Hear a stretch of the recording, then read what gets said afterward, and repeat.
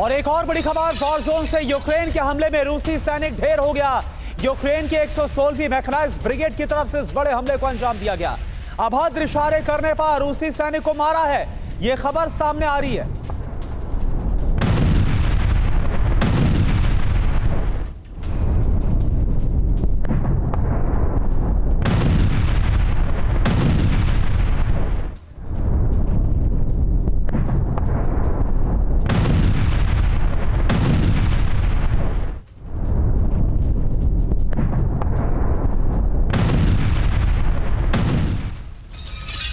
तो भयावह तस्वीरें जंग के मैदान से सामने आ रही हैं। वहीं कुर्स्क को लेकर यूक्रेन ने एक और बड़ा दावा कर दिया है। यूक्रेनी सेना ने कहा कुर्स्क के कई इलाकों पर यूक्रेनी सेना का पूरी तरह से कब्जा है। कुर्स्क में 2000 स्क्वायर किलोमीटर पर यूक्रेनी कब्जे का किया गया है दावा।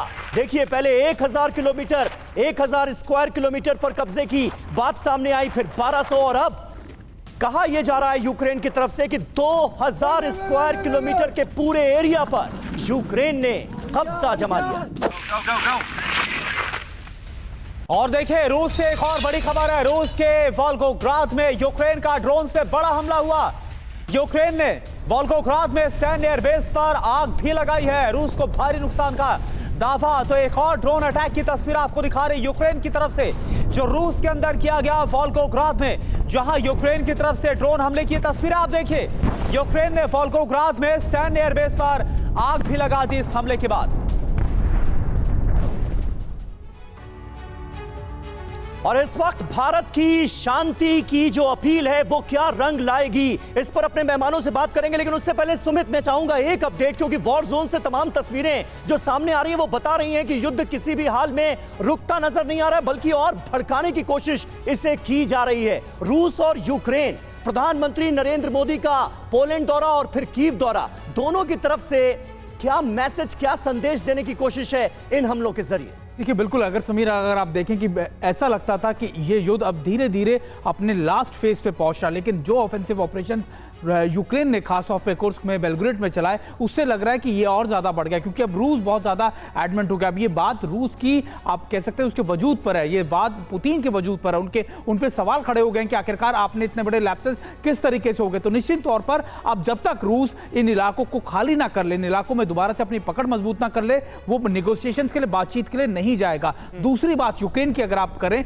यूक्रेन ने अपने आप को साबित किया नाटो देशों में, यूरोप के देशों में, कि देखिए जो साजो सामान हमको दिया जा रहा है वो आपका वेस्ट नहीं जा रहा है। हम लगातार रूस पर अटैक कर रहे हैं और हम धीरे धीरे मॉस्को के करीब पहुंच चुके हैं। तो एक विश्वास ना सिर्फ यूरोप, नाटो देशों में, बल्कि अपनी फौज को भी मोबिलाइज करना, उनके मोराल को हाई करना, क्योंकि लगातार उनके सैनिक वहां से भाग रहे थे, पीछे हट रहे थे, छोड़ रहे थे, लोगों की कमी हो रही थी, मैन पावर की कमी हो रही थी। तो निश्चित तौर पर एक तरीके का रिवाइवल आप इसे कह सकते हैं। लेकिन इसमें सबसे बड़ा योगदान आप कह सकते हैं कि नाटो देशों ने ही किया है, क्योंकि ना सिर्फ उन्होंने हथियार दिए बल्कि इन ऑपरेशंस के लिए इंटेलिजेंस दिए। उन्होंने लगातार यह बताया कि कौन से इलाके वीक है, ऐसे वीक हैं जहां और इसके बाद हमने देखा जो हुआ कल, जिस तरह से मॉस्को पर ड्रोन से अटैक किया गया और उसके अलावा कुर्स्क पर कब्जा हो गया। सुमित, एक और बड़ी खबर का रुख कर रहे हैं। पीएम मोदी के दौरे पर पूरी दुनिया की नजर है। यूक्रेन को पीएम के दौरे से समाधान की उम्मीद है।